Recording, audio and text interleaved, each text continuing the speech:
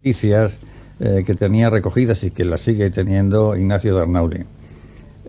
Me pidió que hiciese yo alguna gestión allí en Albacete porque tenía muy buenos amigos y en efecto hablé, pues entre otras personas, con un juez, un magistrado con el que me uní y me sigue uniendo muy buena amistad, y me aconsejó, en fin, que no hiciese ninguna indagación porque todo aquello era muy oscuro, que tenía implicaciones de todo orden y que lo mejor que podía hacer era, si no me interesaba por alguna cosa muy especial y muy particular, pues que no hiciese nada.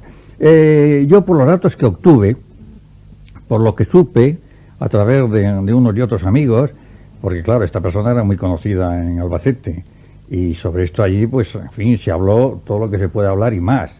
Sobre esos dos médicos suramericanos, allí pues no se hablaba. Vamos a dejar, si le parece, por el momento en el armario a los dos médicos. Bueno, pues entonces porque tendremos que abrir la puerta del armario dentro de unos minutos. Pero lo que sí quiero decir es que yo entonces, partiendo de estos datos, es decir, de los datos a los que estoy aludiendo, llegué a la conclusión de que esta señora se inculpó de la mano, de haber cortado la mano y de los ojos y la lengua, etcétera, se inculpó precisamente para poder justificar lo que había hecho, porque era una forma, claro, de justificar, diciendo precisamente lo que ha dicho nuestra gran periodista, lo mismo que se conservan miembros de santos, ¿por qué no voy a conservar yo miembros de mi hija si yo la considero, aun cuando oficialmente no se la haya reconocido, la considero como santa? Entonces, claro, era una forma de poder justificar una acción que tal vez pudiera constituir delito. Digamos que esa es una de las posibilidades, pero solo es una hipótesis, entre otras. Creo que Enrique de Vicente estará siguiendo muy atentamente esta conversación. Enrique. Siguiendo, y espero que la radio no os interfiera, porque lo estoy escuchando al mismo tiempo por el teléfono y por Claro, no, en efecto que en esta ocasión no. Nos llega tu voz perfectamente. Decíamos que para no perdernos en el caso debemos dejar establecidos hechos consumados. Por ejemplo, que estamos ante una personalidad muy llamativa, una personalidad muy rica, la de Margarita Ruiz de Liori, una personalidad muy activa, tan activa como para poder entablar conversación con personajes altamente poderosos en su tiempo, y hemos citado al cabecilla rifeño Abdelkrim, Guerra de África, al Primo de Rivera, al político Antonio Maura, al presidente de la Generalitat, Lluís Companys. Y no solo esos personajes, sino que ella viaja continuamente a Nueva York, a Estados Unidos, en una época en la que esos viajes eran infrecuentes como no fuese para diplomáticos profesionales. Oye, y el presidente Obregón de México también estuvo con él. Fue supuestamente amante del presidente Obregón de México, sí. Bueno, ya vamos acercándonos al caso Kennedy. Sí. Permítanme que bromee con algo que es tan poco dado a la broma como esto, pero verdaderamente, insisto, estamos ante una personalidad riquísima. Y esta personalidad, que es un río muy tortuoso, va coincidiendo con personajes y con sucesos de gran importancia histórica, con dependencia de la época de la que estemos hablando, Guerra de África, Guerra Civil Española, Segunda Guerra Mundial, y se entiende que fue muy activa, seguramente como agente, José Luis, ¿no?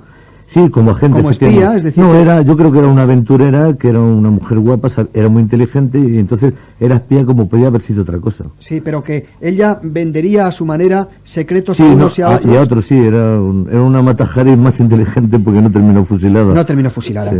Eso sí lo sabemos. Tenía, decía Margarita, dos casas, una casa... No, tenía tres. Otra en Barcelona. Realmente, lo de dos casas lo he dicho yo. Una sí la tenía en la calle de la Princesa, ¿verdad, Margarita? En el 72, sí. Otra. ¿Me permitís? Era justamente donde vivía Perico Chicote. Sí, Enrique, adelante. Julio César. Sí. Perdón, si me permitís, en concreto, las casas que en su día indagamos que ella tenía, fueran propiedad suya o de sus familiares cercanos, eran el piso de Madrid, de Princesa 72, al que acudimos y donde pudimos conocer en circunstancias desagradables, de tal manera que no pudimos entablar conversación con él, a su amante, don José María Basols y Iglesias, que, como ha dicho José Luis Izquierdo, bueno, pues, tuvo una serie de implicaciones bastante extrañas. La casa de Albacete, que estaba Mayor 58 y que hoy es, pues, un descampado, allí aparcan los coches, varias fincas rústicas y casas de labor en Albacete, pues en manos de arrendatarios, de aparceros o de agricultores, una finca en Pozuelo de Alarcón, otra finca en la ciudad lineal de Madrid, y 3 pisos en Barcelona, en la calle Paseo de Gracia, en Balmes y en Diagonal, además de otro piso en París. Esas eran las posesiones que en su día estuvimos indagando. Posesiones que permitirían vivir con gran holgura a cualquier personaje, desde luego a cualquier personaje de la época de Margarita Ruiz de Liori, ¿no? En gran holgura, y además te añadiré un dato misterioso de los miles que podríamos indicar de las extrañas fuentes de ingresos que tenía esta señora. En la mañana del 20 de enero de 1954, cuando todavía el cadáver de su hija Margot estaba de corpore insepulto en el piso de Princesa, creo que allí estaba, pues bien, esta señora junto con su amante, el señor Bassols, salieron a la calle y al cabo de un tiempo volvieron con más de 100.000 pesetas de 1954, o sea, una millonada, diríamos hoy, asegurando que esa fuerte suma la habían obtenido gracias a un billete premiado de la lotería. O sea, al día siguiente de morir la hija. ¿Quién había entregado esa suma? Yo, desde luego, lo de la lotería no me lo creo. Ya. Bueno, perdón, una cosa que, Sí, Margarita. que también dijo ella, no sé de buena fuente, es que la noche que estaba muerta su hija en la cama, todavía sin ponerla, sin haber ido a las pompas fúnebres llevando el féretro, pues ella y su amante durmieron en la misma cama con la hija. Efectivamente. ¿A que sí? Sí, esa fue la información que a mí me han confirmado varias gente que estuvo en su momento investigando el caso, como Mario Rodríguez Aragón y otros periodistas, compañeros tuyos del caso, que sabes que estuvieron al tanto del caso, como Claro. Jaime Estevez, Sí. como Pimpinela y como Cuti. Sí. José Luis Izquierdo. Efectivamente, eso ocurrió así, consta en el sumario por declaraciones de la servidumbre, que había no solamente esa señora que habla, sino que se me parece que se llamaba Teodora, sino hay varios más y todos la implican. Y dicen que efectivamente es así, que dicen que se vaya a la servidumbre y se quedan a dormir. Yo quisiera salir al paso de una cosa que ha dicho el profesor Argubosa, y ha citado a un hombre, a Ignacio Danó de Rojas Marcos, con el cual tengo una relación directa a raíz de la publicación, y que dice que según las noticias de él, esta mujer asumió el cortar la mano. Eso no es cierto, porque ni siquiera lo sabe Ignacio, porque nos lo ha preguntado a nosotros. O sea, eso no aparece en ningún sitio. Yo eso Perdóneme, profesor, que es que digo que no, es que yo es esto la no, leyenda, pero no, que ella yo nunca es- asumió. no, esto yo no lo he puesto en boca No, de pero que usted ha Ignacio. citado que es un hombre que yo conozco y que Sí, hemos sí, estado pero no en hablando. relación con lo que yo he dicho. Lo que yo he dicho, lo que yo he supuesto, sin que me dijera nada Ignacio de ello, ¿no? Que Ese es el margen de Ignacio. Que Ignacio es un estudioso de ese tema, Sí, a mí sí, me ha sí. dado mucha Sí, información, pero que no, en las actas del juicio y todo no se ha conocido hasta ahora. Sí. Bueno. Bueno, no, pero quiero dejar sentado que lo que yo he dicho es algo que se me ocurrió a mí, no Sí, que me sí, haya sí. dicho Ignacio, Sí. No, Ajá. eso no. Bien. Habéis hablado antes, perdona Julio, porque hay miles de cosas que habría que comentar, pero habéis hablado del proceso, de esa vista que tuvo lugar en la audiencia de Madrid, a puerta cerrada. En la pero sección tercera. efectivamente, en aquel entonces creo recordar que corrió el rumor de que el periodista Germán Salinas Cuesta presenció las deliberaciones del caso disfrazado de Bedel. Y bien, lo curioso, al menos no lo he podido comprobar, pero es un rumor insistente, es que el tal señor Salinas se marchó a La Guaira, a Venezuela, donde se dice que heredó una fortuna volviendo a España con mucho dinero en 1967. Bueno, otro misterio más de tipo económico. Sí, bueno, eso es lo que dicen en los libros. Yo eso no lo he podido comprobar porque, vamos, yo creo que no hubo ni deliberaciones, o sea, fue un juicio ya premeditado y dictado desde arriba. Hay que hacer esto y, vamos, creo que no hubo ni deliberaciones, personalmente. Un momento, pero es que eso de que cortó la mano, eso se lo dijo ella a la policía. Así consta, En el coche. Así consta en aquel entonces. Lo que pasa es que, claro, Sí. no podemos saber cuál era la verdad porque el caso estuvo disfrazado desde un primer momento. Tú, Margarita, Sí. sabrás muy bien qué es lo que pasó en el caso. Sí. Y recuerdas, bueno, que Julio Camarero daba la casualidad de que estaba en el mismo edificio donde estaba el caso. Mm. Su algo gráfico estaba abajo. Y bien, parece que censuraron la portada del caso con la fotografía. Parece que en una de las ediciones creo recordar que aparecía censurada, y además que el fotógrafo Santos Lluvero, creo que se llamaba, aseguró que la foto que había aparecido estaba trucada. Las manos aparecían tapadas con unas flores. No. La foto que apareció en el caso en la portada y apareció y sin censurar era la lechera. Sí. Era la lechera con la mano, con la parte de la muñeca en el fondo y los posteriormente, dedos fuera. Me refería en portada aquella que es que hay varias ediciones del caso, es lo que me dijeron. El caso subió de tirada a 1 millón de ejemplares. aquella vez. A raíz de aquel asunto. A raíz de aquel asunto. Sí, bueno, Y esa foto era auténtica. Ajá, voy a proponerles lo siguiente. Bien, hay unas conclusiones inapelables como tales conclusiones. Por ejemplo, las que hemos resumido sobre la personalidad de esta mujer. Insisto, una personalidad activísima, una personalidad llena de brillantez social, una persona muy inteligente, arropada, digamos, nobiliariamente, procedente de la aristocracia, descendiente de personas cultas, sí, José Luis Izquierdo, y una persona muy comprometida con los grandes sucesos de su tiempo y con los grandes personajes de su tiempo. Y su tiempo es un tiempo largo, no estamos hablando de 10 años, estamos hablando de un larguísimo periodo que puede establecerse en los años 20, al principio de los años 20, y apenas termina en los años 50 y tantos, 60, cuando se pierde su rastro precisamente a partir del caso de la mano cortada. Sí. Eso está perfectamente claro. Profesor, ¿quería usted hacer alguna acotación? Sí, yo lo que quería decir es que dentro de esa personalidad que usted ha descrito muy bien, Julio César, yo añadiría que era una psicótica, ¿eh? Hay elementos más que suficientes para pensarlo. ¿Le patinaba el embrague? ¿De qué manera? Bueno, y además, incluso me atrevería a añadir que sexualmente aberrante.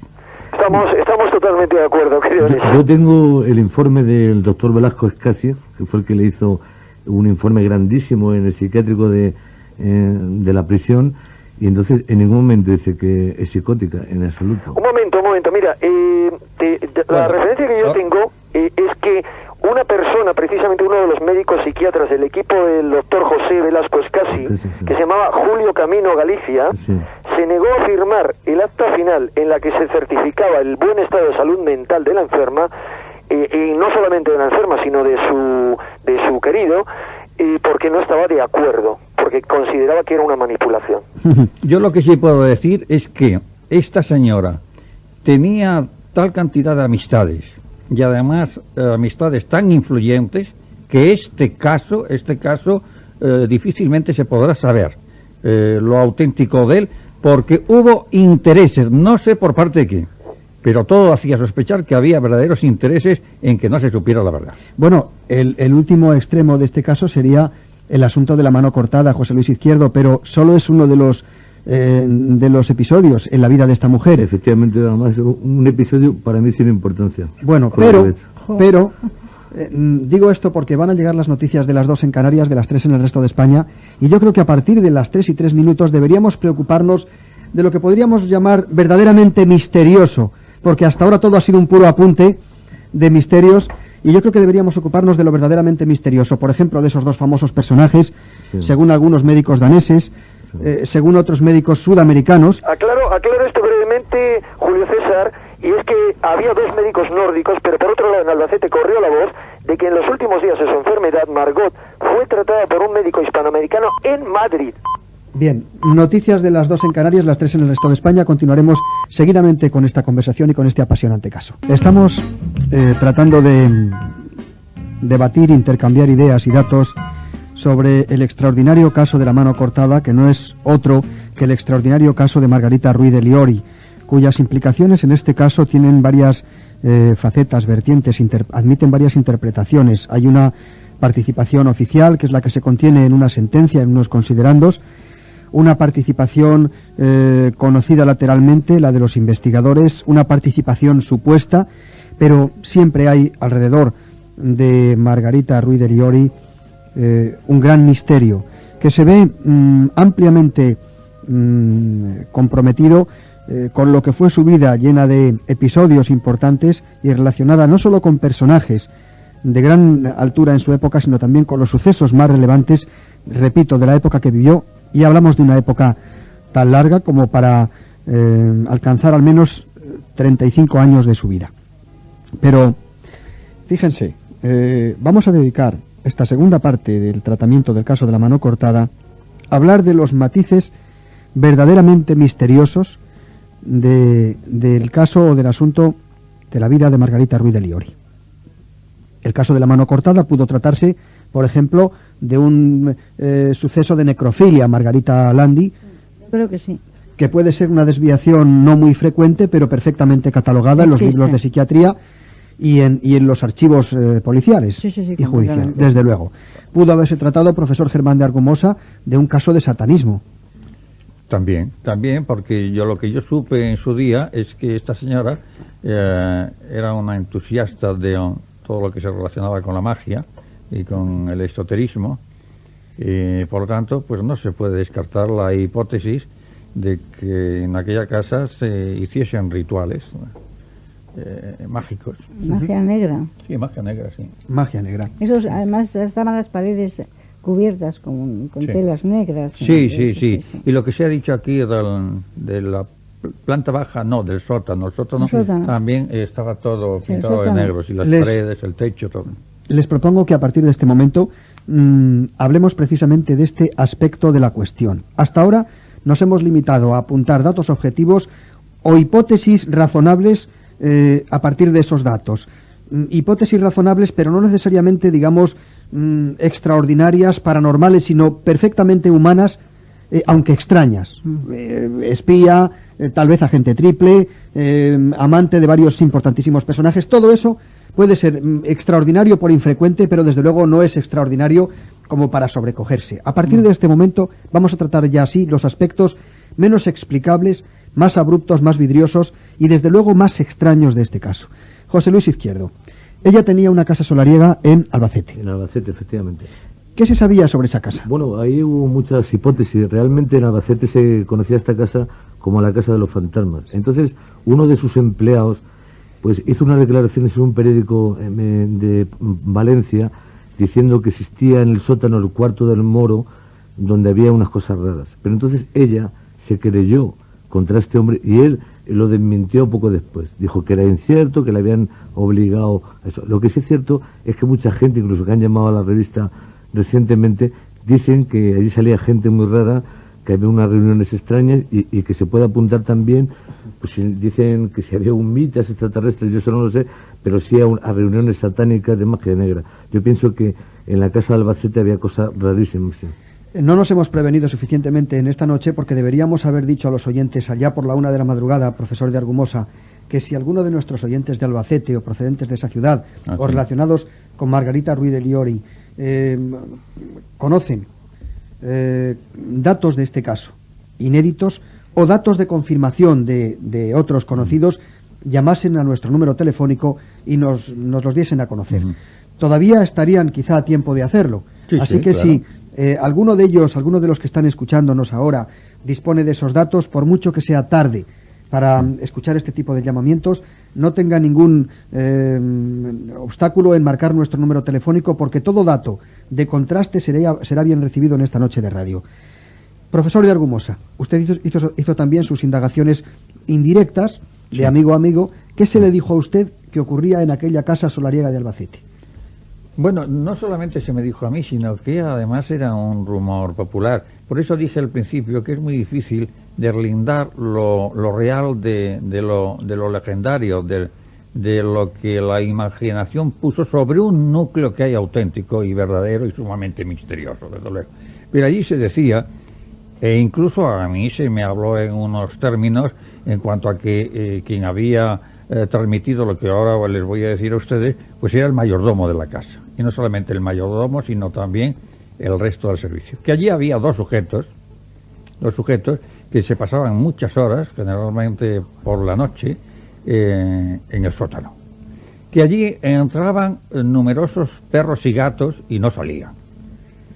Y que aquellos dos individuos, decía el mayordomo, y no solamente el mayordomo, sino también los demás del servicio, que no utilizaban los elementos necesarios del cuarto de baño, como si no tuviesen ninguna necesidades fisiológicas relacionadas, en fin, con este cuarto.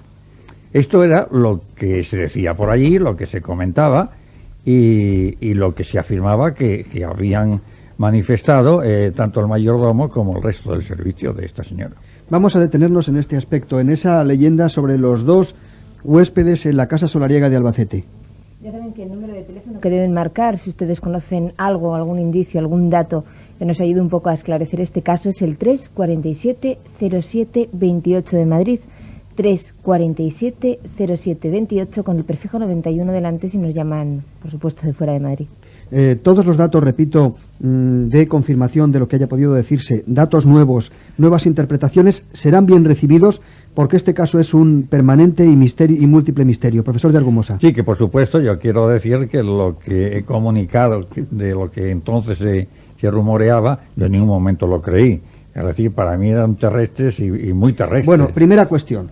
José Luis Izquierdo, ¿se ha podido establecer con toda seguridad que hubo 2 huéspedes en la casa solariega de Albacete de la Marquesa de Ruiz de Liori? Eso lo dice todo el mundo, incluso se recoge la Marquesa de Villasante. En las actas del sumario. En las actas del sumario. Sí, se recoge 2 individuos extraños que trabajan allí y que aparecen muchos cráneos de perros y cráneos, o sea, cosa de investigación. No aparece el cuerpo, sino cráneos allí enterrados o guardados en la sopera. Eso sí se observó. Eso de individuos extraños, ¿cómo debemos entenderlo? Porque eran unos tipos con una estatura fuera de lo normal, lo que éramos los españoles en aquella época, o sea, una estatura por encima de la media española, unos tíos que no hablaban, que eludían el contacto y eludían que se les viera por allí.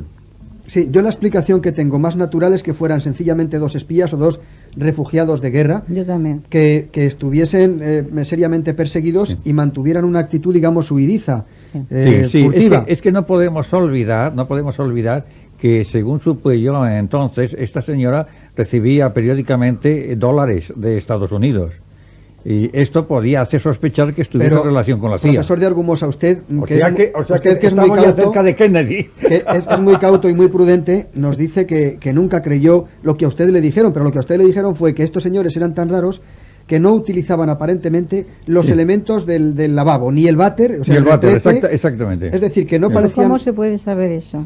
Bueno, eso no lo utiliza. Pues eso lo decía el servicio. Eso es puerta cerrada, ¿no? Pues por lo visto al servicio le extrañó algo en este sentido, y eso fue lo que comunicaron. Bueno, por supuesto que yo no lo creo. Sí, pero porque yo no creo que fuesen extraterrestres. Es un prudente, digo que eran terrestres y muy terrestres. Es un prudente vocacional. Era lo que se corría. Enrique de Vicente. Bueno, referente a esto, yo sinceramente no encontré ninguna pista que hiciera sospechar de que eran unos individuos sobrenaturales, sino nada más unos individuos un poco raros, extranjeros que había por allí, ya digo, por las pistas que yo seguí. Y creo que luego la leyenda se ha hinchado posteriormente a raíz de los sucesos que pasaremos a relatar, y que ya es un poco difícil, a no ser que se hable con testigos de primera mano, saber cómo eran realmente estos señores que por allí andaban. Pero yo en principio y en final tengo bastante claro que de extraterrestres nada. Sí, pero Enrique, si casi sería lo más natural que fueran extraterrestres, quiero decir, lo menos extraordinario. Desde luego. Ojalá fueran 2 extraterrestres. No se podía descartar, yo creo que no se podía descartar que precisamente por esas cantidades que recibía de dólares, tuviese alguna vinculación con el servicio secreto norteamericano. Pero claro, Enrique, tú también, porque para mí, primera cuestión, ¿se ha podido comprobar fehacientemente que 2 personas extranjeras de estaturas muy aventajadas, misteriosas, digamos, de actitud furtiva, huidiza, vivieron en casa de la Marquesa de Villasante en Albacete? Por mi parte no, sino que esto fue a raíz de un escrito, o sea, a partir de entonces empezaron a aparecer las historias de una carta en castellano firmada por un tal William Ramsey, o W. Ramsey, que estaba en el Hotel Emperador cuando yo fui a localizarle. Se había marchado, efectivamente era un señor americano, es lo que me dijeron, que ofrecía una recompensa de $1,000, 70.000 pesetas de la época, a quien le proporcionase pistas capaces de localizar a estos 2 científicos que, según él, en esta carta aseguraba, habían estado llevando a cabo trabajos de investigación sobre histología, era lo que decía en concreto la carta, en la casa de doña Margarita. Pero vamos a ver, este señor Ramsey, conocemos su filiación, conocemos un nombre supuesto o auténtico, Ramsey, pero ¿por cuenta de quién ofrecía $1,000 él para que le fueran ofrecidos a su vez datos de los 2 seres extraños que aparentemente hacían experimentos de histología, experimentos con tejidos? No estaba claro en la carta. Bueno, según parece, dicen que este hombre era uno de la CIA y a lo mejor quizá estaba buscando a dos que se escaparon con algún secreto. Efectivamente, Pienso yo. no hay nada claro en cuanto a la Sí. identidad de este señor. O sea, la hipótesis más razonable es que la agencia Central... Ya estamos cerca de Kennedy. Sí, cada vez más cerca del asunto Kennedy. De todas formas hay que decir que hay demasiadas agencias de inteligencia en Estados Unidos. Sí. A la CIA se le cargan todos los muertos. Sí, pero justo. agencias más fuertes son Sí. la DIA, o sea, la Sí. Agencia de Defensa, Agencia de Inteligencia de la Defensa, Sí, sí. o la NSA, la Agencia Nacional de Seguridad, que tiene más personal que la CIA. Bueno, Y hay o otras sea, muchas. que hasta ahora, por lo que parece, lo más razonable, a partir de lo que sabemos, es que esta señora, que tuvo todas esas relaciones que hemos dicho, esa personalidad riquísima, esa actividad social incontenible, en un momento dado recibiera la petición de alojar a dos investigadores de determinada nacionalidad. Bueno, sus características físicas han quedado reflejadas al menos, José Luis Izquierdo. Sí, eran altos, mucho más que la estatura normal española, eran de aspecto nórdico, eran pelirrojos o sajones y tal, y no hablaban con nadie. Eso está recogido en el sumario. ¿En qué años estarían en el sumario? Es En el decir, sumario. que ahí las Sí, sí, investigaciones sumariales sí. confirman que estos señores estaban allí. Efectivamente, de un juez de Albacete que le manda un exhorto, el de Madrid, y dice, tomo declaración a fulanito y menganito, y me cuenta esto.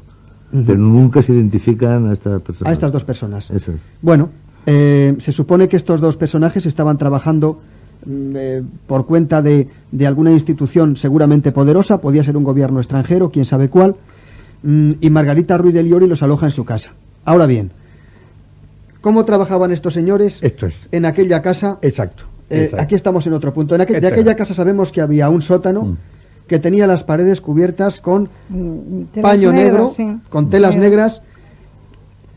Y había Enrique. una mesa Sí, sí. también Había una- con tela negra cubierta, sí. Es decir, había una estancia en la que todo parecía preparado pues para un rito satánico. Naturalmente. Sí, para misas Sí, negras. no cabe suponer, Julio César, que fuese para hacer ninguna investigación, porque allí no existían medios para investigar histológicamente a pero los animales.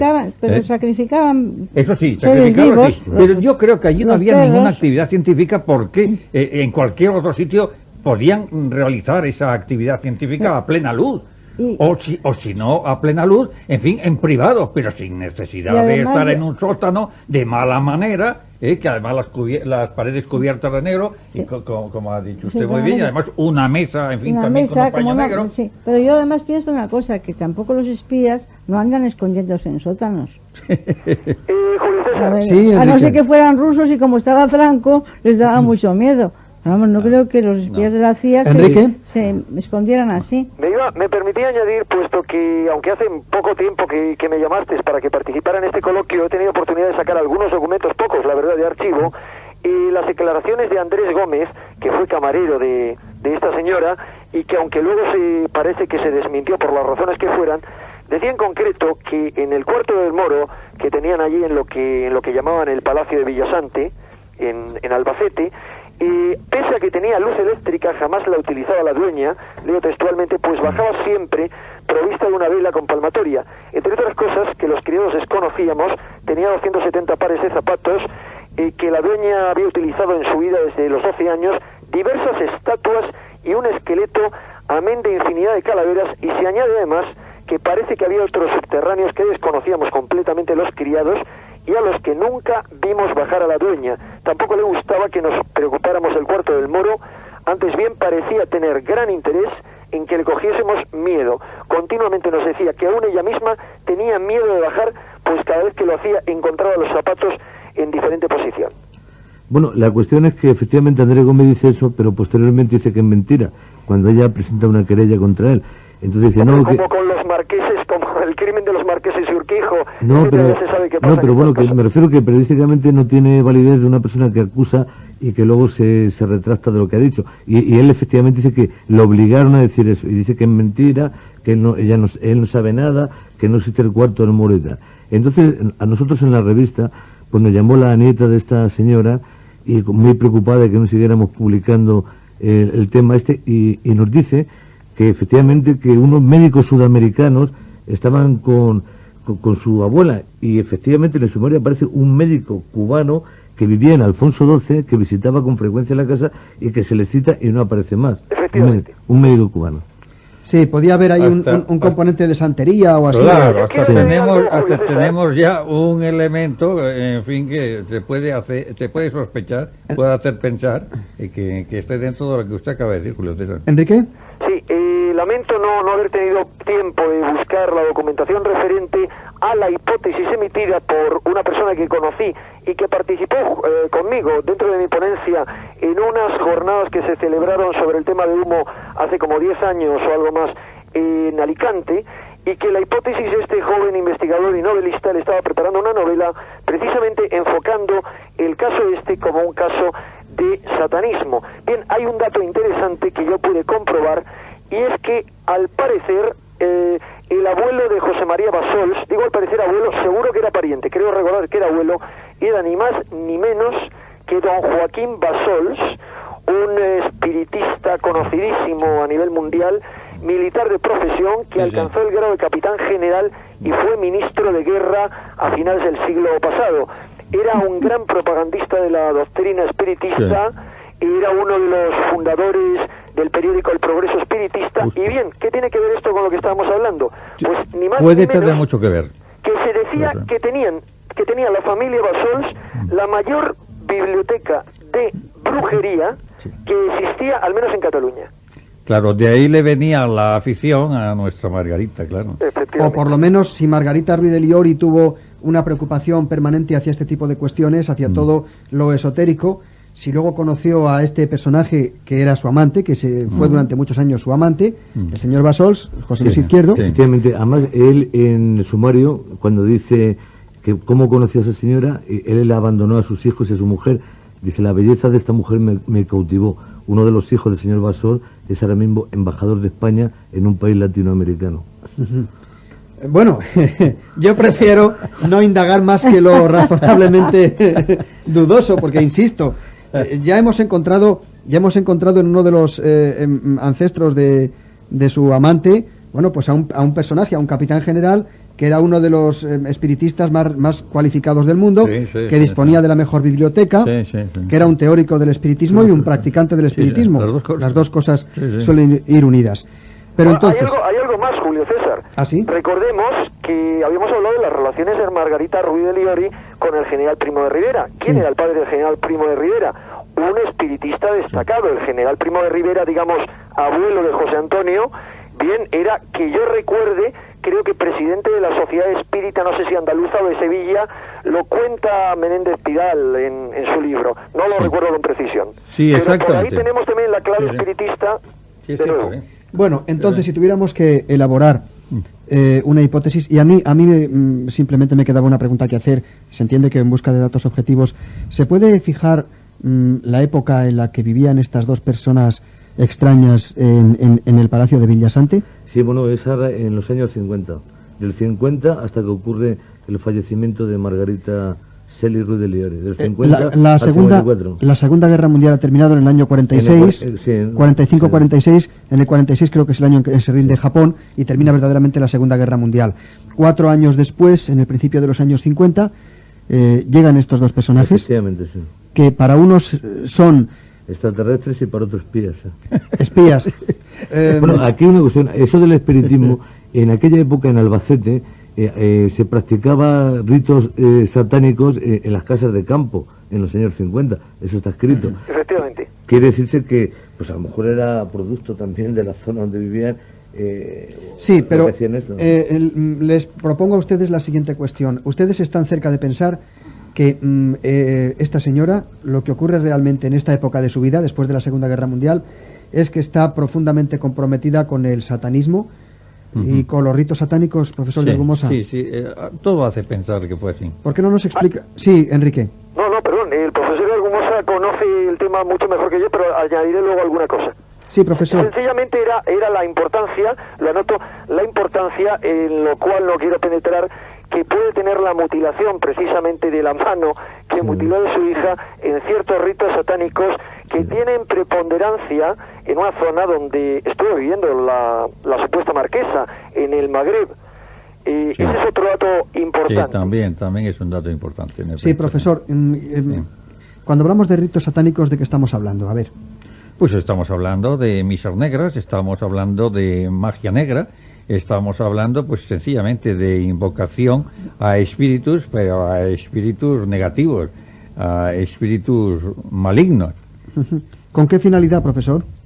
Pues con la finalidad que tienen los rituales mágicos de utilizar fuerzas preternaturales en beneficio de uno, o utilizar, ya dentro de otra magia, de una magia más unida y con una mayor referencia a la naturaleza, utilizar fuerzas de la naturaleza, sencillamente. En beneficio propio, En para beneficio propio.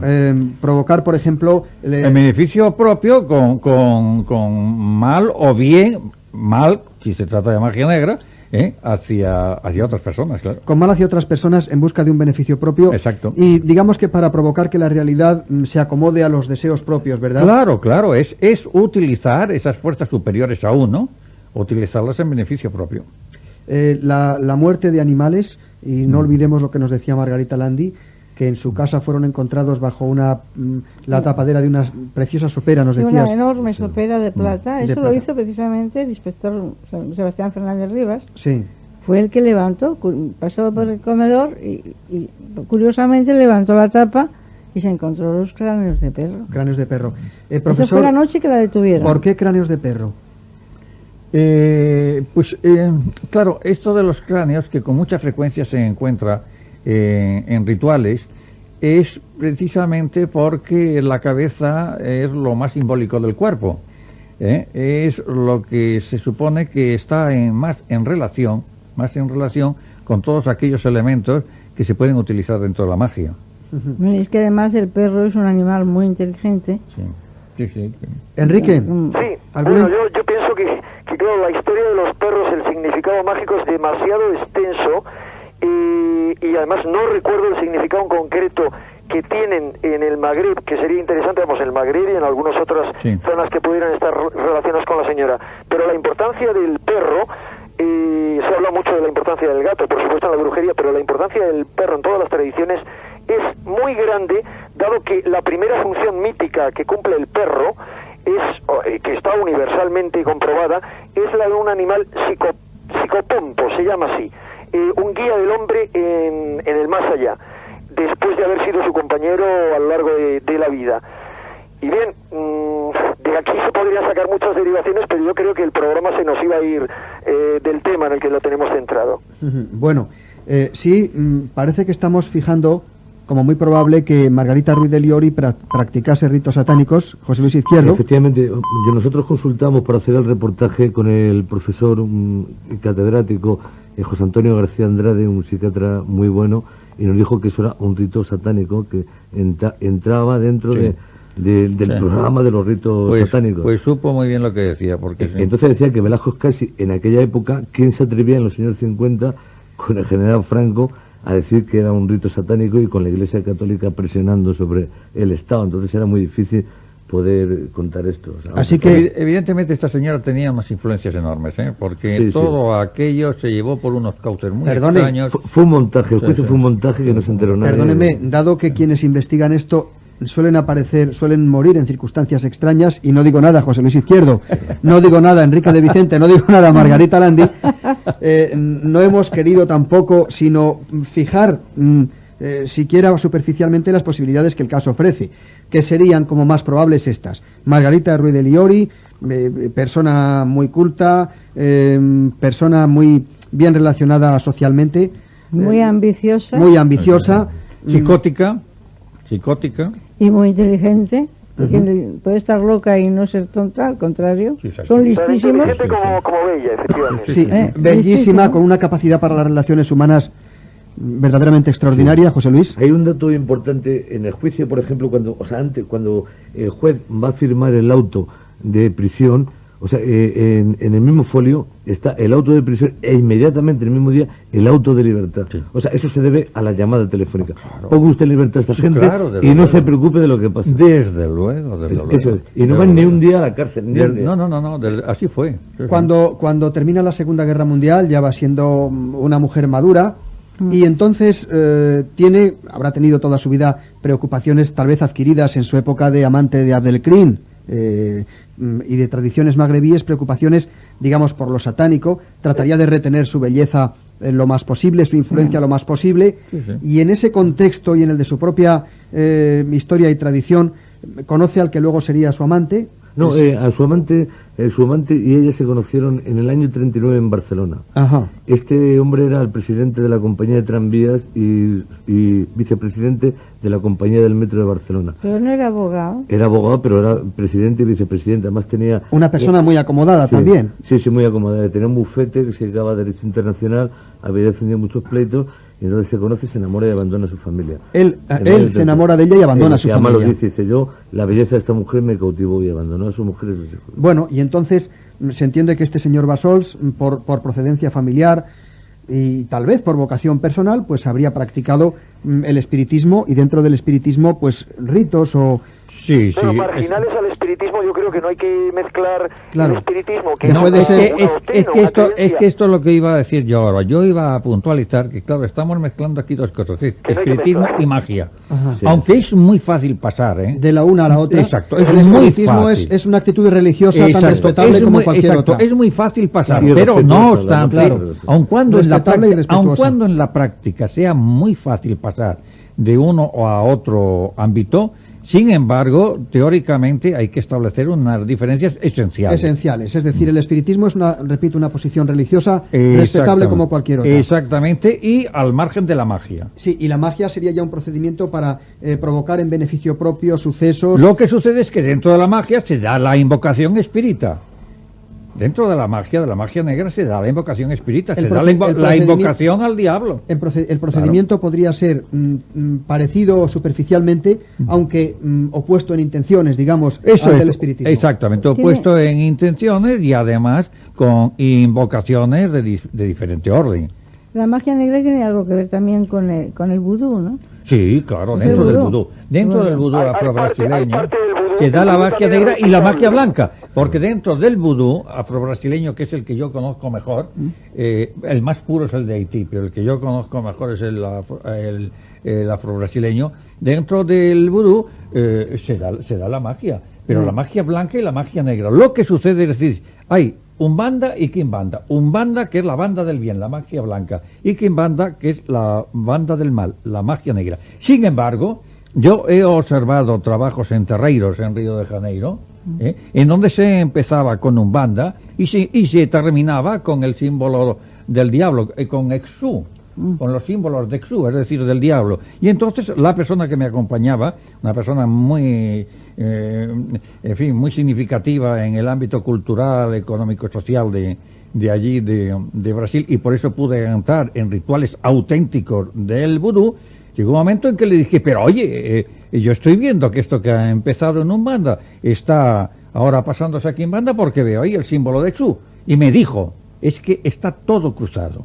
Efectivamente, Sí, Enrique. es interesante lo que ha dicho el profesor Germán de Argumosa, porque nos lleva a una conexión. Hablábamos del vudú así como si no tuviera mucho que ver, pero no hay que olvidar que tanto el vudú haitiano y norteamericano, que es quizá el que yo conozco mejor, como todas estas manifestaciones de esta mezcla espiritista extraña en Brasil, Exacto. proceden de África, Sí, de África. justamente de la parte central de Es África. cierto, es otra. Aquí ya tenemos otra otra relación. conexión. Porque en efecto, esto lo llevaron los esclavos. El vudú lo llevaron los esclavos negros, claro. Está importado. ¿Eso a dónde nos lleva? Eso nos lleva a esto que yo hablaba antes de la importancia que tenía la magia del Magreb, que yo conozco Claro. más bien en el Sáhara español. claro. ¿Por qué? Porque ahí llega, digamos, de toda esa zona, se mezcla con el Islam, Sí. y bien, da lugar a una serie de ritos basados, algunos de ellos relacionados con los perros, basados precisamente en la concepción que tiene el Islam del perro como un ser vil, o sea, como el ser más vil de la creación, y aseguran algunos escritos islámicos que la coexistencia del perro y del ángel es imposible, que los perros son considerados seres impuros, Sí. y además que la carne del perro en el Magreb es utilizada como remedio contra el mal de ojo, contra la esterilidad, etcétera. Por ejemplo, en Tánger se come la carne de perro aún hoy en día como antídoto contra la brujería. Ojo, no hay que mezclar al perro vulgar con el lebrel, que es un ser todo lo contrario, un ser dotado de baraka, digamos, de fuerza sobrenatural, y en Dante, por ejemplo, que hereda esta historia del Islam, aparece el Lebrel como un enviado divino. En efecto, así es. ¿Sí? Bueno, Sí. entonces, tenemos ya la historia más o menos pespunteada, la ¿verdad? tenemos peor que cuando hemos empezado. Amante de Abdelkrim, Sí. ahí No, aparece en el Islam. Abdelkrim, personaje muy extraño y metido No, en muy historias extraño, es un hombre que, tenebrosas. amigo de España hasta que se le engaña y dice, bueno, pues ahora ya me voy con los míos, ¿no? O sea, Sí. fue yo que sé, una víctima de la mala política exterior que se seguía en aquella época. Yo creo que era un gran guerrero, era una... ¿Qué decías, Enrique, perdón? No, perdón, nada más decía que hay otro aspecto que nos llevaría lejos, que es la personalidad, digamos, los aspectos un poco oscuros de la personalidad de Abdelkrim, como de infinitos otros personajes históricos conocidos que tenían aficiones ocultas. Sí, lo que sí Exacto. tenemos perfectamente explicado es que había muchas razones para que Margarita Ruiz de Liori fuera una persona afecta a los ritos, digamos, de magia negra, Sí. a los ritos satánicos y a la búsqueda por este procedimiento, dada su relación con Abdelkrim, relación parece que probada, De poder. dada su relación con el señor Bassols, su amante, que tenía antecedentes familiares afectos al espiritismo. Bueno, pues ahí hay una proximidad permanente con todo lo que puede ser ritual y, digamos, negro, es decir, todo lo que Exacto. puede ser utilizado en Sí. beneficio propio con el Para uso de la alcanzar llamada poder, para alcanzar poder, poder. Para que es lo que satisfacer ella su ambición. eso es, Exacto. que es lo que ella siempre ha tenido, eso sí está claro, ¿verdad? Y lo que ha dicho Margarita Landi, Bueno, que era muy ambiciosa. Muy ambiciosa. Y ella era fetichista también, le voy a contar una cosa. En el año 36, a su hijo Juan, pues entonces las milicias populares de Barcelona van a darle el paseo reglamentario en aquella época, y no lo comparto, vamos, un comentario folclórico. Y entonces ella se interpone entre el piquete y consigue con su influencia con compay que no se lleven a su hijo. Y entonces ella guarda la gabardina que llevaba su hijo ese día y la tiene en el armario. Es que Era fetichista. esta gabardina era la que Sí, llevaba mi hijo claro, cuando lo iban a fusilar. Claro que era, O pero sea, que era... hay otro dato mucho más significativo todavía, además con unas connotaciones sexuales aberrantes, Sí. que es sobre lo que guardaba de la menstruación de su Eso, hija. Sí, la sí, sí. menstruación Claro. y todo Y el y vello. el vello público, Eso es tremendo. El vello, público, Y el vello ya- también. Oye, estos datos son significativos. Sí, sí, Muy sí. significativos. Lo tenían Enormemente diferentes significativos. sobres. Lo tenían diferentes sobres. Claro. Sí, sí. No sé. Así Lo- que estamos Lo encontró la policía en su casa. En magia hay que decir que tiene la sangre menstrual, bueno, hay una magia de sangre muy amplia, pero Y el la sangre cabello. menstrual tiene una gran importancia. Y el cabello, sobre todo, de determinadas zonas. Efectivamente. El vello público, sí, vamos, ella lo guardó y tal, y apareció. sí. bueno, yo creo que Enrique, Sí, sí. será porque somos muchos, pero los tenemos rodeados, ¿eh?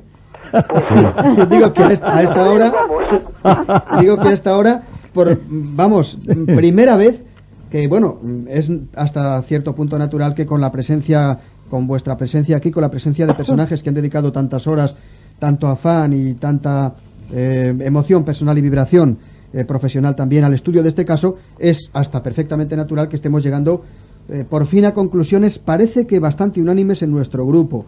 José Luis Izquierdo, de todas maneras, hay dudas que no se pueden solventar, pero sí parece razonable, vamos a hablar de lo que parece razonable dentro de la sinrazón, tal vez, no sé, es que los personajes con los que ella se relaciona, hablo del médico cubano, Sí, se habla de un segundo personaje también de procedencia sudamericana, sí. los dos huéspedes que tienen el Palacio de Villasante en Albacete, no sabemos qué hacen, pero sí sabemos que pululan con frecuencia por un lugar llamado la habitación del Moro, El cuarto del muro. el cuarto sí. del Moro, que está en el sótano de la casa, Sí. que está forrado con tela completamente negra, que dispone de una mesa a su vez forrada con tela negra. Esos elementos Y son hay ya... velas, y hay velas. Y hay velas, Y hay velas, y todos hay- los y hay elementos, velas. estos elementos son profesor de Argumosa y Enrique de Sí, Vicente, sí, sí, son satánicos 100%. son elementos ¿no? que constituyen un ambiente para rituales satánicos. Si tú, Enrique de Vicente, Sí. tienes que actuar en condición, en calidad de perito en un momento dado, hacer un peritaje de un determinado lugar y te llevan a un lugar en el que hay una mesa a modo de altar, digamos, forrada con tela negra, en un lugar que tiene las paredes negras e iluminado con velas, ¿cuál es tu peritaje Como ahí? mero periodista especializado en estos temas, no dudaría. Es una Sí. cuestión de tipo satánico para mí bastante clara. Satánico, clara. Profesor, ¿usted Sí, qué sí. diría? Sí, sí, para mí también, al principio lo dije. Bueno, entonces tenemos que esos dos personajes que residen en el Palacio de Villasante muy probablemente estaban allí también al reclamo de la afición de Margarita Claro que Ruiz de sí, Liori. claro que sí, sobre todo, en fin, si se Claro. piensa en la personalidad de uno de los que allí anduvieron. Ujú. Entonces, en este caso parece que eran dos individuos de porte nórdico. Sí, o José Luis, sajón, sí. o sajón. Sí. Sin embargo, los personajes con los que ella trata frecuentemente en Madrid, personajes que está probado, uno de ellos al menos visita la casa, es un médico cubano, sí. Un médico cubano. Tiene Exacto. relaciones con un teniente coronel del ejército, Sí. con otro del bando A republicano, o sea, con mucha con gente. todos, a este con individuo, todos. a este individuo me No, es que refería lo yo. hacía ese todo en el individuo se video, refería. ¿no? Sí. Entonces, por el carácter del cuarto del Moro, podemos establecer, Enrique de Vicente, profesor de Argumosa, José Luis Izquierdo, Margarita Landi, que en esa casa se practicaban ritos satánicos. Supuestamente, puesto que la servidumbre no participaba en ellos, habrían de participar, bueno, pues los miembros de la familia, para empezar Margarita Ruiz de Liori y seguramente los dos huéspedes que tuviese allí. Seguramente. Y ello justificaría la existencia de restos de animales, bueno, pues involucrados en Calviva o conservados, al menos en parte de ese modo. Sí, porque allí en Albacete se hablaba de que allí entraban muchos perros y gatos y no Sí. salían. Cuando digo No, y en conservados, Barcelona también aparecen cadáveres También, de perros en las sí. casas. cuando sí. digo conservados debería decir destruidos, Sí. con excepción, Sí, supongo, del aparato óseo, del esqueleto, Sí. ¿verdad? Sí, Bueno, sí. y en la casa también dice que había perros muertos y esqueletos. Ahí está. Yo me voy a referir, por mucho que luego se haya desdicho, al testimonio del camarero de Andrés Gómez Onrubia, que aseguró que en la casa de Pozuelo de Alarcón de Madrid existía otro subterráneo con el suelo removido en muchas ocasiones y que con los animales, dice él, se hacían prácticas extrañas que desconocíamos, los cuales, esos animales, morían enseguida de extrañas enfermedades pese a administrarles penicilinas, sulfamidas y otras drogas. ¿Pero por qué tendría las vísceras en maceración? Bueno, yo no puedo... En un barreño no puedo se contestar. encontraron vísceras en maceración. Bueno, y hay una declaración Y se de ponía un que- guardés de la finca que tenía ella en Arturo Soria, que llevaba los perros cuando se morían o antes de morirse a la finca de Pozuelo. La finca de Pozuelo, según nos dijo la nieta de esta mujer, ahora hay dos urbanizaciones en lo que era la finca de esa mujer sola. Entonces allí había infinidad de perros enterrados. O sea que da órdenes a sus guardeses que cuando moría un perro o estaba a punto de morir, que se lo llevaran allí Sí, a la finca de... los animales que tienen tradición como elementos de ritos de magia negra, profesor de Argumosa, Sí. eran, bueno, manipulados de algún modo. Esa manipulación determinaba una enfermedad, al parecer fulminante, contra la que no cabían remedios, digamos, científicos, profesor. Y entonces también es coherente el uso de animales. Sí, en el vudú afro-brasileño, Sí. el sacrificio de animales es pues una práctica corriente. En todas, Todas las las gallinas. en todas Sobre las- todo gallinas, sí, Gallinas. gallinas, sí. en todas las residencias que ocupó Margarita Ruiz de Liori, En se da todas, esta misma circunstancia, sí, ¿no? sí, incluso en Travesera de Gracia, en las casas que tenía allí, Ah. allí había perros muertos. En Madrid, en todos los sitios. Sí. Yo creo que tenemos ya datos sobrados y opiniones basadas para llegar a una especie de dictamen final. Esta es nuestra primera y apasionada aproximación al caso de la mano cortada. Un caso que se hace notorio precisamente por su episodio final, el de la mano cortada, episodio que vivió profesionalmente en primera persona Margarita Landi, que conoció también muy directamente el profesor Germán de Argumosa, que ha investigado durante mucho tiempo el periodista José Luis Izquierdo, recientemente autor de un reportaje en la revista Estar Viva, sí. exacto, y asimismo Enrique de Vicente, que se ha preocupado por este caso hasta el punto de agrupar, de reunir mucha documentación que hoy ha removido violentamente por el asalto que le hemos hecho, Enrique. Así es, bueno, y que pude conocer en su día a bastantes testigos próximos del caso. A bastantes testigos próximos. Bien, quedan entonces, como no, descendientes de Margarita Ruiz de Liori. ¿Quiénes, José Pues Luis Izquierdo? queda su hijo Juan, su hijo Luis, que ha muerto hace poco, sus nietas, una vive en Las Palmas de Gran Canaria, otra en Madrid, que es Margarita, que le ha heredado los títulos, y todos coinciden en que no quieren oír hablar de su abuela en la prensa. Cuando ocurrió aquello, se marcharon al punto más distante de España, que era Canarias. Entonces, allí... Sí, concretamente en Las Palmas de Gran Canaria es donde yo localicé a Juan Celi, Ruiz de Liori, el abogado que se fue a vivir allí. Sí. Y que trabajaba en el Instituto Nacional de Previsión. Sí, toda esta gente ha sido funcionario del Instituto Nacional de Previsión. Todos. Y desde luego muchos de ellos han sido millonarios, todos han sido muy influyentes. Y en consecuencia, podemos estar ante un complicadísimo por sus efectos caso de satanismo, profesor de Argumosa. Yo creo que sí. Porque lo que no podemos saber, ya no podemos llegar tan lejos, es qué influencia tuvo el satanismo en los éxitos personales de una mujer tan triunfadora en apariencia en tantos episodios de su vida. Esa ya es otra cuestión.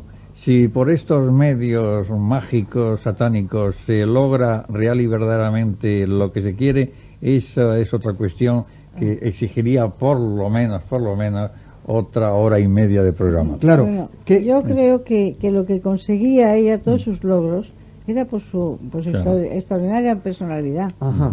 Yo estoy con Margarita y pienso que lo del satanismo era una cosa de después. No, es que los que utilizan estas prácticas, los que operan dentro de estos rituales, estos lo hacen porque están completamente convencidos de que van a lograr lo que pretenden. Otra cosa es que realmente por esos medios lo logren o no. Pero claro, claro, que esto sería objeto de otra que hora y media. Es que creen que ha influido eso, pero es su personalidad lo que lo Es su consigue. personalidad, sí. Estoy contigo. Seguramente nos iremos... No, exactamente, y esa es mi opinión también. Seguramente El satanismo era un hobby.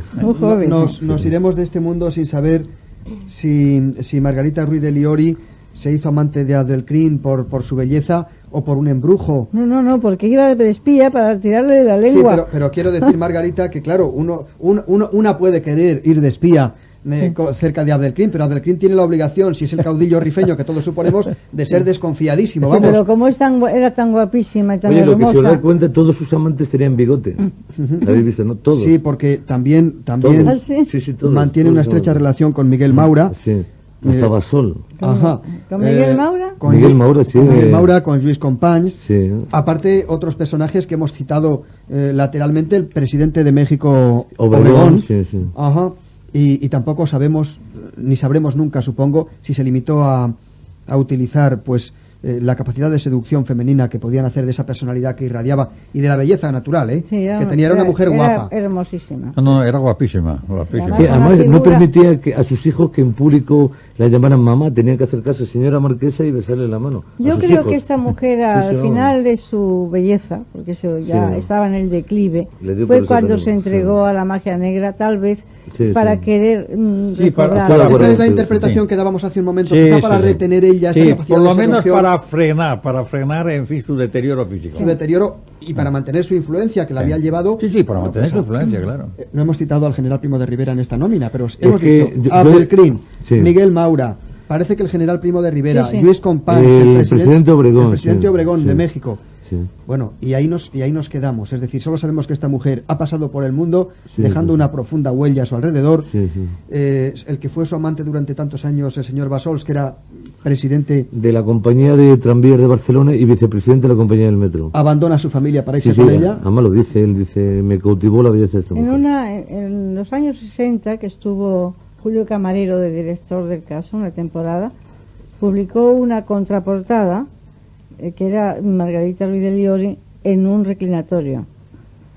Entonces se presentó Bassols a pedir que por favor que no hablásemos más de ella, que no nos metiéramos con ella, que estaba delicada, a interceder por eso.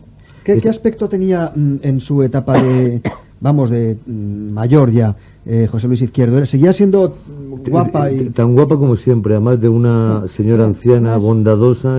Una figura que parecía una reina, verdaderamente. Esta mujer fue periodista también, fue corresponsal de la correspondencia española. Sí, escribió muchos artículos y tal. Además Enrique. Pintora. Era una buena pintora. Era una persona muy una buena pintora. Expuso en Nueva York. Bueno, era una persona extraordinaria. A esas exposiciones, alguna de ellas pertenece una invitación muy lujosa para la época. Enrique, creo que tienes un ejemplar tú en la que se observa, es una invitación en inglés naturalmente a esa exposición, y hay una foto medallón que ha sido reproducida frecuentemente en la revista Estar Viva, precisamente vuelve a reproducirse esa foto. Eli del Valle, ¿cómo describirías tú a esta mujer? La verdad es que es muy guapa para la belleza de ahora, pero incluso ahora es una mujer muy guapa. Tiene, se le ve antigua, pero muy guapa. Sí, pero tiene, la antigüedad la pone quizás ese el peinado, color sepia, sí, y el color sepia sepia de la foto, y la forma en que están perfilados los labios y la forma de depilarse las cejas. Claro, Sí. los labios están perfilados de manera muy fina, ¿no? Y muy rojos, claro. Tiene los ojos muy grandes y claros. Sí, y las cejas muy finas. Y las cejas muy finas. El pelo, ¿sería lo que llamamos ahora pelo frito o no? Más o menos. Sí, Más o menos. Lo que sí parece es que tiene la piel muy blanca y en esa época, Bueno, desde luego, ahí tenéis se fotos de valoraba cuando mucho. era ya mayor, mira ahí Sí, en con esta su de hija y bueno, seguía siendo Sí. tan una señora. Era que decían que tenía un cutis que parecía de porcelana. Sí. Ajá. Eso es lo que a cualquiera que llega de pronto a esta historia le sugiere esa fotografía, ¿verdad? Sí, desde luego de una mujer muy, muy guapa. Yo no pude evitar el pensamiento, Enrique de Vicente, de que esta mujer pudo haberse llamado perfectamente Matajari. Lo que pasa es que tal vez ella fue demasiado inteligente para no terminar pasar por el pelotón. Claro, Sí. para no terminar para terminar ante un pelotón de fusilamiento, ¿no? Infinitamente más inteligente que Matajari, que fue un bluff, realmente. Sí, es una un leyenda bluff, que no tiene tanta base como la que se supone. Sí. Hay algo más, y no hay que olvidar que además de la belleza, el sex appeal, y bien, sin que esto no yo quiera implicar que tiene nada que ver con el caso, cuando se practica ciertas formas de magia, en concreto de magia sexual, ese sex appeal crece y se dice que permite conseguir muchas cosas que uno se propone, pero tiene un gran riesgo que han corrido mucha gente que ha practicado esta magia sexual, y es la locura. Ujú. Lo que sí podemos decir, Eli, creo yo, contemplando esta fotografía, es que esta mujer tenía clase, eso que se ha llamado siempre clase, ¿verdad? Sí. Es decir, esta mujer la podemos poner en una recepción de embajada en la que hay 4 jefes de Estado que Sí. coinciden para una cumbre, 19 embajadores, 8 cancilleres, 7 condes, 8 marqueses y 16 cortesanos, y ella podría ser una de las estrellas de la fiesta. Sí, Ella era una seguramente. cortesana, precisamente, era una cortesana de lo más lanzada. Yo por eso pienso que el montaje que se hizo con su juicio es porque ella tenía muchos secretos de Estado y tenía muchas relaciones en el exterior, y quizá al gobierno español le dio miedo que ella contara cosas. Y dice, bueno, pues no pasa nada. Yo pienso que por eso se separó aquello. No estuvieron ni una hora en la cárcel, vamos, no llegaron ni a ingresar. No llegó a ingresar. Yo pienso que fue por eso. porque- Si algún día tenemos algún dato más que pueda esclarecer lo que ocurría, no digo ya en las casas de Madrid, en la calle Princesa, la calle de la Princesa, la casa de la zona de Arturo Soria, José Luis Izquierdo, las casas, los pisos de Barcelona, la finca de Pozuelo, de Alarcón, sí. y mucho menos lo que ocurría en el Palacio de Villasante, que ya ha sido Sí. derruido Sí. y hoy solamente es un solar. Si alguna vez tenemos nuevos datos, bueno será que lo ofrezcamos a nuestros oyentes.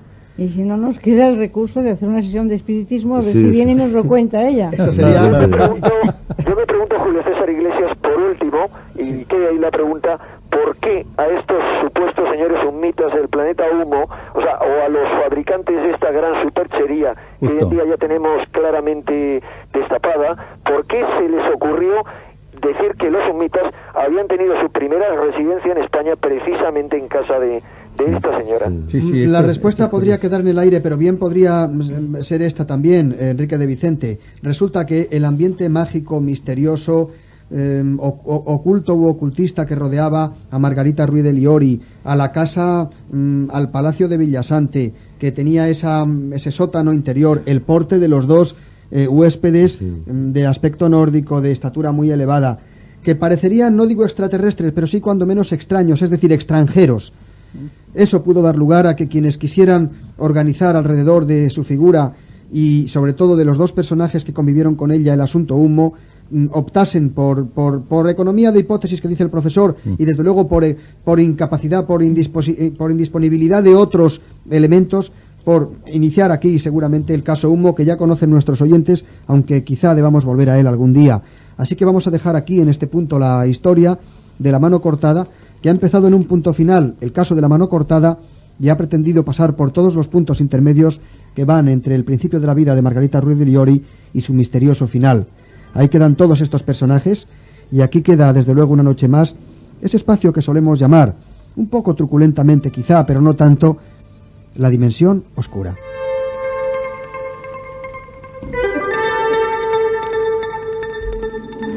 espacio se incluye dentro del programa de la cadena SER La Ventana Indiscreta y no puede tener sin duda mejor final que el que José Luis Izquierdo da a su reportaje, en el que se evoca el misterioso caso de la mano cortada. Leamos Eli del Valle. Su hija dedicaría antes de morir estos sentidos versos a su madre, una mujer singular rodeada de un halo de misterio que aún hoy perdura. Inmortal como Cervantes, ha de ser la gran señora que realizó obras de solidez y mejora. Es mujer excepcional, de preclara inteligencia y belleza sin igual. La dotó la providencia, su rectitud y nobleza, marquesa de Villasante y baronesa de Alcalí.